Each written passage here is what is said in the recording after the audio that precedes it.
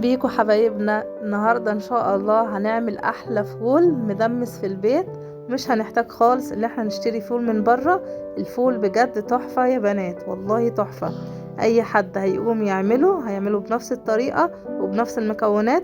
بس لو عايزين تعرفوا الطريقة الكاملة خشوا على القناة عندي وهتعرفوا الطريقة بالمظبوط. هتطلع معاكم نفس الفول اللي انتوا شايفينه قدامكم ده.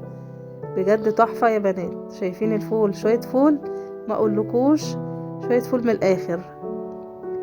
عصرة الليمون بقى وشوية زيت وشوية كمون وشوية ملح كده، يا سلام، تاكل احلى شوية فول انت اللي عاملاهم بايدك. ضامنة نظافة الفول دوت، مع شوية اهوت الكمون مع شوية الزيت وعصرة الليمونة ورشة ملح كده، ولو يا سلام حبة شطة كده، رشة شطة. بجد شوية فول يستاهلوا بقك. يا رب الفيديو يكون عجبكم، متنسوش اللايك.